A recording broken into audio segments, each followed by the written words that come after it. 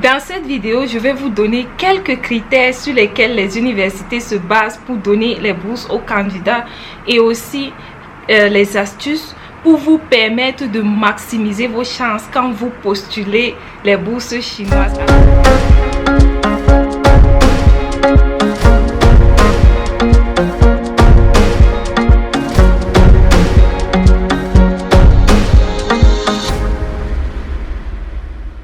Bienvenue sur ma chaîne.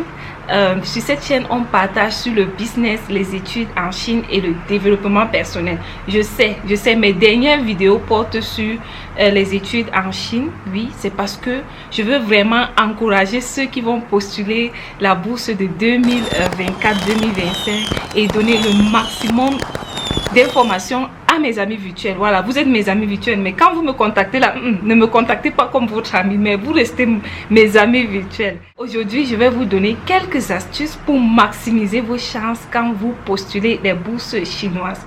Bon, comme d'habitude, je note pour ne pas oublier. Donc, si de temps en temps, je baisse la tête, ne vous inquiétez pas. Donc, premièrement, je vais vous parler de ce que le candidat doit savoir. Toi, en tant que candidat, quand tu viens postuler une bourse chinoise, qu'est-ce que tu dois d'abord savoir? Il faut savoir que les universités chinoises ont des classements. Voilà, ont des classements comme d'ailleurs dans tous les pays. Il y a des grandes universités et il y a des petites universités. Mais de toute façon, même les petites universités en Chine, je vous dis, c'est chic, hein? Donc, il y a des classements. Et avant de postuler dans une école, il faut connaître le classement de cette université parce que ça joue. Quand tu demandes la bourse dans cette université, ça joue et je vais vous expliquer pourquoi ça joue. Donc, il faut connaître le classement de l'université dans laquelle tu veux postuler. Est-ce que c'est une meilleure université ou bien c'est une petite université? Bon. Donc, il faut d'abord voir ça. Et maintenant, où trouver ces classements? Allez tout simplement sur Internet. Parce qu'il y a des personnes qui m'envoient leurs notes pour me demander que, bon, est-ce qu'avec ces notes-là, je serai recrutée? Moi, je vous ai dit, je suis votre ami virtuel, je suis votre soeur. Moi, je n'octroie pas de bourse. Oui, peut-être ailleurs, les gens vont vous dire qu'ils vont vous octroyer des bourses. Non. Moi, je n'octroie pas. Je partage des informations que moi-même j'ai appris au fil du temps. Je sais qu'il y a des personnes qui sont dans le besoin. Donc, je vais vous donner le maximum d'informations qui vont vous aider. Donc, allez faire vos recherches. Mais déjà, sachez que quand vous voulez postuler, les universités ont des classements et ça joue dans la demande de bourse. Par exemple, si toi, tu n'as pas de bonnes notes et que tu pars postuler dans une grande université, il faut déjà savoir que tes chances sont réduites parce qu'ils recherchent les meilleurs. Donc, avant de postuler dans une université, essaye de savoir quel est son classement. Est-ce que c'est une grande université en Chine ou bien c'est une petite université? Parce que les grandes universités en Chine, il faut savoir qu'ils ont des standards élevés. Oui. Ce sont des universités qui ne recrutent pas n'importe qui. Même quand ils veulent prendre des boursiers, ils regardent vraiment des notes, par exemple, tes notes sur tes relevés. Parce que quand tu vas postuler, hormis le diplôme, tu vas aussi les donner tes relevés. Donc, ils vont faire attention à ça. Après cela, il y a aussi l'expression orale, la capacité linguistique. Ça dépendra de la langue à laquelle tu veux étudier. Si c'est le chinois, ils vont se rassurer si tu t'exprimes bien en chinois et que tu as le HSK qui va avec. Dans ma vidéo précédente, je vous ai dit que dans les grandes universités, par exemple, si tu veux postuler le doctorat, eux, c'est les HSK 6. Par contre, il y a des universités qui acceptent les HSK 5 pour le doctorat, vous voyez. Donc, ils vont voir ta capacité linguistique. Moi, d'après mon expérience, j'ai remarqué que les Chinois ne badinent pas trop avec. Voilà pourquoi quand vous postulez, il y a un espace où ils vont d'abord vous dire que quel est ton niveau de langue. Tu as peut-être si c'est un HSK ou bien je ne sais pas un TOEFL. Maintenant, quel est ce niveau tu dois donner? Quelque chose qui prouve vraiment que tu peux t'exprimer. La capacité linguistique, vous voyez qu'il y a même des écoles qui font des interviews. Parce que lors des interviews, ce sont des détails qu'ils regardent aussi. Oui, si tu t'exprimes bien. Parce qu'après, il faut que tu sois en mesure d'assimiler les cours. C'est très important. Voilà. Si tu as des bonnes notes et tout ça. Donc, quelle que soit ta note, tu peux venir en Chine. Mais maintenant, fais les recherches sur l'université à laquelle tu veux postuler. Maintenant, le deuxième point, je vous ai déjà dit ce que tu dois savoir en tant que candidat. Voilà, excuse-moi de te tutoyer, je ne te connais pas. Voilà. Après, j'ai classé par catégorie. On va dire les critères de base. Les critères de base, c'est l'âge. Par exemple, à 30 ans, tu ne peux pas aller quand même postuler la licence. On est d'accord. Donc, par exemple, on va dire de 18 à 35 ans. Mais en réalité, pour chaque niveau, il y a des tranches d'âge. Donc, il faut savoir que si toi, tu as 30 ans et que l'autre a peut-être 22 ans ou 20 ans, il veut postuler la licence, la personne qui a 20 ans, 22 ans aura plus de chances que toi qui a 30 ans qui veut postuler la licence. Par contre, si à 30 ans, tu veux postuler le doctorat, tu n'as pas de problème. Donc, tu as capté ce que je vais te dire. Donc, il y a aussi le diplôme requis. Oui, le diplôme requis. Je vais m'expliquer à ce niveau aussi. Tu sais que si tu termines par exemple la licence, tu peux terminer. Je connais quelqu'un qui avait fait la licence en économie dans son pays, mais qui est venu faire l'enseignement. Donc, il est quitté de l'économie à l'enseignement. Tu vois? Donc, par exemple, si une personne qui a fait peut-être l'enseignement à la licence veut continuer avec l'enseignement, la personne aura plus de chances que toi qui quitte avec l'économie, parce qu'on sait que non, la personne ne va pas trop donner de travail à son encadreur et tout ça. Et je vous avais dit dans la vidéo du doctorat là que l'encadreur compte beaucoup, surtout au niveau du master et du doctorat. L'encadreur compte beaucoup et il faut que le diplôme que tu vas donner, ça soit un vrai diplôme. Et mes frères et mes soeurs, évitez le faux. Éviter le faux en Chine. Donc, ça ne veut pas dire que tu n'auras pas de chance si tu veux changer de filière. Si tu as fait une autre filière à la licence et que tu veux faire une autre filière en master. Non, je ne dis pas ça. Je dis juste que la personne qui veut faire la même filière, par exemple, sa même filière de la licence au master, aura plus de chances que toi qui veux changer de filière. Donc, voilà un peu les astuces, les critères que je vous donne parce que bon, c'est par rapport à mes petites expériences. L'autre catégorie, je dirais les preuves. Les preuves, c'est quoi?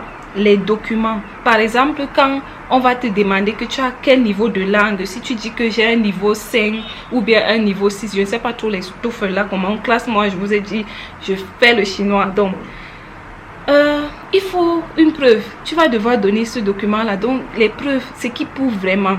Voilà, il y a aussi ton passeport. Sur ton passeport, on va voir l'âge. Je vous ai dit, l'âge compte aussi selon les niveaux. Maintenant, autre facteur qui joue quand tu postules, je dirais aussi, il y a ces documents-là, ne vous amusez pas avec ces documents. Le casier judiciaire, oui. Le casier judiciaire, c'est parmi les documents quand vous faites les demandes de bourse. Prenez ça, c'est très important. Ne négligez pas ça, ne dites pas que non, c'est bon. Casier judiciaire, n'allez pas chercher autre chose.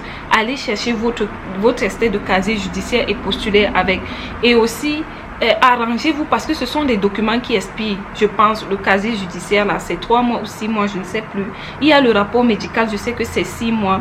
Donc, maintenant, on a déjà lancé les bourses. Mais quand vous voulez faire ces documents, rassurez-vous que vous faites par rapport à la date que vous voulez postuler pour ne pas que ça expire. Oui, vous comprenez ce que je veux dire, n'est-ce pas? Donc, casier judiciaire, rapport médical, c'est très important. Faites-le et ne donnez pas des documents expirés. Arrangez-vous à ce que ça soit exactement vers la période où vous allez postuler. Voilà. Quand vous allez postuler, vous allez scanner les documents, oui, et les télécharger dans les systèmes des écoles et autres, ou bien du truc. Donc, arrangez-vous à aller scanner au cyber, oui. Ne scannez pas avec vos téléphones. Il ne faut pas avoir des trucs flous et tout ça. Ne scannez pas avec vos téléphones. Allez scanner au cyber. Et maintenant, quand vous voulez scanner ces documents, je vous explique. Il y a aussi la traduction. En Chine, le français ne passe pas. C'est soit le chinois, soit l'anglais. Donc, je suppose que les personnes qui vont me regarder, quand vous allez postuler, vous allez traduire vos documents en anglais. Quand vous allez traduire vos documents en anglais, qu'est-ce que vous allez faire? Par exemple, quand vous postulez avec les relevés et les diplômes. Maintenant, chaque niveau, par exemple, dans mon pays, je vous donne toujours l'exemple de mon pays. Je ne connais pas ton pays.